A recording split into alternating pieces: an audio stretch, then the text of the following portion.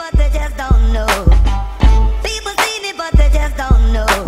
Come on, baby, let the good time roll.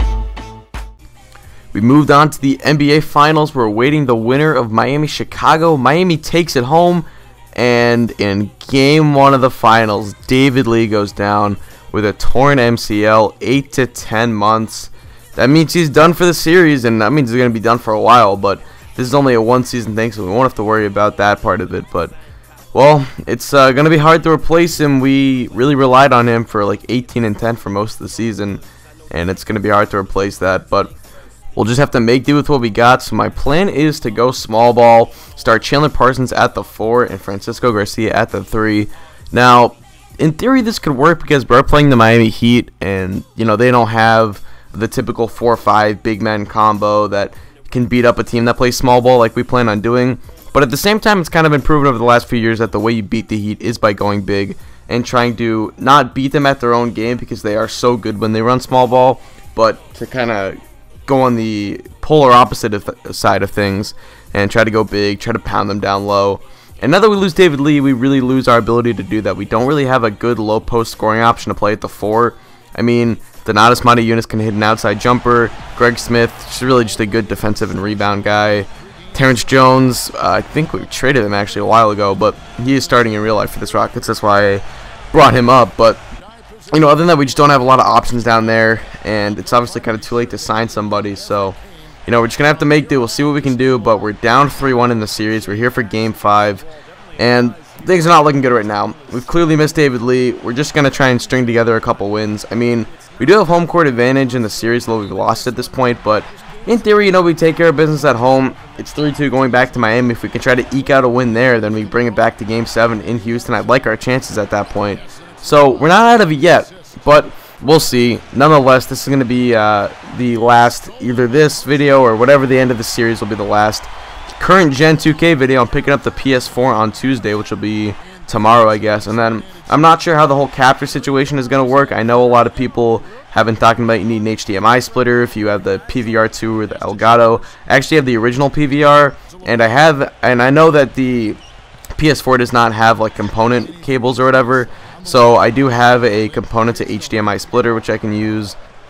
Although that might not actually work because I think I might need an HDMI to component splitter. So if I do need that, I can just purchase that online, and then we'll see where it goes from there. So, I mean, I'm not really too sure like how the capture situation is going to work, but I'll get it figured out at some point. And until then, we'll just have to make do. But I will have my Celtics, my GM, starting up soon. That will be coming, hopefully, I would say in the next week. That would be my goal, but no promises. I'm really looking forward to it. I've seen some gameplay of it, and I think it's going to be fun. When we get into that, I'll talk a little bit more about kind of like strategies to try and, you know, how we're going to exactly rebuild that type of team. It's a little bit different than the Rockets. Obviously, the Rockets are kind of already there. We just made one big trade to kind of build around the pieces that we already had and acquiring David Lee. And that pretty much led us to the finals, at least to where we are right now. But, you know, until then, or wrong phrase, but when we get to the Celtics, it's going to be a little bit different. Obviously, we're going to be trying to rebuild from the bottom. But let's get into this gameplay. We're down by 7 right here. Looks like they get the steal, and you cannot stop the Heat on the fast break. They're too good in transition. LeBron James finishing that one down with the right hand. Now here's Jarvis Varnado with the ball. He's going to drive in, and check out Jarvis Varnado getting the and one. This was like, I didn't know what to do this game. I mean, we were just completely overmatched, and when Jarvis Varnado is getting hop step and one layups, it's usually not your type of day. And here he goes, Varnado once again running the break, finishes with the left hand. He's had a couple nice buckets so far today. Shane Battier in the post on the smaller Jeremy Lin, and he's going to miss that one, but he gets the rebound and then flips it up and puts it on the and one. Just nothing we can do right here. 45-29, we're down by 16, trying to stay in this ball game. James Harden for 3, and he knocks that one down, so it's back down to 12. We're trying to hover around here for a little bit, just keep it, keep it relatively close. We don't want this to become a complete blowout, but I mean, Greg Oden really catching that lob. How high did he jump on that? That was just, come on now. But anyway, Chris Anderson post moves, this entire, oh man, this game was just not our day. A lot of things were not going our way. Isaiah Cannon with the ball gives it to Reggie Williams, who drives in, and he actually gets an and one layup of his own, so he's looking good right there. But it's still a 16-point deficit. Dwayne Wade with the ball, trying to give that one to LeBron James. A great cut by LeBron, and he will finish that one strong with the right hand. 54-36, we're trying to drive in with Patrick Beverly, giving that one to Donatas Motiejunas for the long two. He will knock that one down. But here we go now, 56-41, down by 15. Chalmers wide open in the corner. He will knock that one down. Poor defense by me, and must have not been paying attention or whatever. But that is going to be the score heading into the half, 59-41, and we are down by 18 points. So we have little to no shot at this point. I mean, it's going to be really hard to come back against this team. But our backs are against the wall. We just got to play like we have nothing to lose, because we really don't at this point. I mean, you know, down by, it looks like it's going to be 21 after that free throw, and back down to 20, 64-44. LeBron James with the ball, giving it to Dwayne Wade, elbow jumper, good, 66-44. It's a 22-point lead for the Miami Heat. Here we come on the break, though, giving that one to James Harden. He's the better finisher out of him and Jeremy Lin, so I decided to give it to him. He actually pulls up right there upon accident, but nonetheless, Chris Bosh with the ball. And here, I'm actually going to be experimenting with the lineup, because I kind of realized that the whole Chandler Parsons and Francisco Garcia combo wasn't working. So I went to a lineup that featured Jeremy Lin and Patrick Beverley, along with Harden and Parsons. You'll see that one coming up soon, but nonetheless, actually, I think, yeah, I mean, it's supposed to be in here, but might have skipped over it by accident. I don't think I ran with it for long, because I don't think it worked too well. But nonetheless, that's a slam right there for the Heat. Now, here's Dwight giving it to Jeremy Lin for three. Lin almost gets that one to go. Dwight is there, picks up the offensive rebound, and it's 74-50, or 75-54 now. It's 75-55. Here we go, giving that one to Donatas, 4-3, top of the key, knocks that one down. Back down to 17. We're still kind of hovering around at this point right now, but LeBron going to work on Mata Yunus in the post. He's just going to fade away on him, and oh my goodness, LeBron James, best player in the world, bar none, looking like it right there. He's just too much to handle sometimes. Giving that one to Rashard Lewis. Lewis knocks down the three, takes advantage of the bad D by Mata Yunus, who was sagging off of him. And now 82-59 is the score. Battier with the ball, giving that one to Dwayne Wade, who's going to drive in with the left floater, and he will knock that one down. Back up to a 15-point lead, now back down to 13. Here's Patrick Beverley looking for the screen from Greg Smith. Trying to get into the lane. He will do the nice little left-handed reverse layup right there. And it's back down to, or it's now a 25-point deficit. This game has gone all wrong. 88-63. We just cannot get anything going at this point. Down 25 points heading into probably the last quarter of our season. But, like I said, we got to play like we have nothing to lose. Patrick Beverley for three. He knocks that one down. And I don't know if it shows up in the video, but I took a lot of three-pointers this game, because at the time when I was down 25 points, I realized that my only hope was just to make a bunch of three-pointers. So, you know, I had to. I know I'm going to get accused of just cheesing the hell out of this game, but, you know, whatever. People can think what they want. 91-73, Harden knocks down the three, back down to an 18-point lead. And now here we go, Dwayne Wade in the post, trying to go to work on James Harden.